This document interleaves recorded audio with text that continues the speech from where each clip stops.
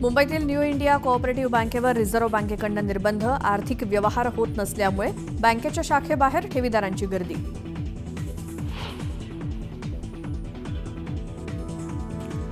धनंजय देशमुखांकडून वाल्मिक कराडच्या कथित बी टीममधील चौघांची नावं जाहीर. मात्र आरोपींवर कारवाई कधी होणार, देशमुखांचा सवाल. अंतरवालीतील साखळी उपोषण 15 दिवसांनी पुढे ढकललं. मनोज जरांगेंचा मोठा निर्णय.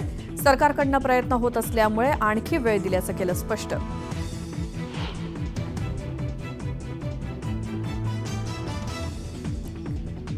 मंत्रालयात फडणवीस आणि एकनाथ शिंदेंमध्ये वॉर रूमवरनं वॉर सुरू असल्याची चर्चा. फडणवीसांच्या वॉर रूम शेजारी आता शिंदेंचीही स्वतंत्र वॉर रूम असणार, सूत्रांची माहिती.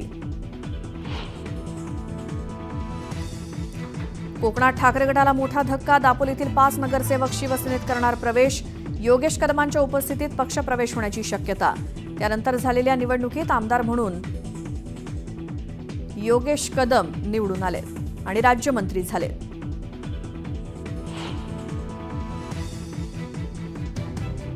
राजन साळवींवर टीका करताना संजय राऊतांची जीभ घसरली. साळवींनी ठाकरेंना धक्का देत शिंदेच्या शिवसेनेत प्रवेश केल्यावरनं राऊतांची साळवींवर खालच्या भाषेत टीका.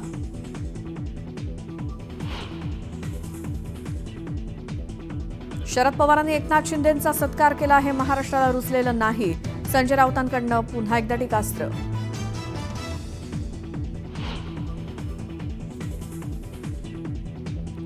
युट्यूबर रणवीर अलाहाबादियाच्या अडचणींमध्ये वाढ.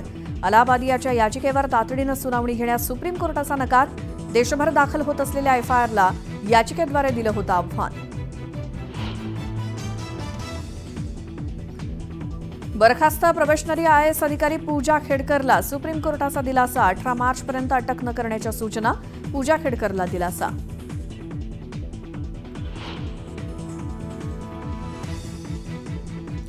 कोल्हापूरच्या चंदगडमध्ये जीबीएसच्या पहिल्या रुग्णाचा मृत्यू. 60 वर्षीय महिलेचा जीबीएसमुळे मृत्यू झाल्यानं आरोग्य यंत्रणा अलर्ट मोडवर.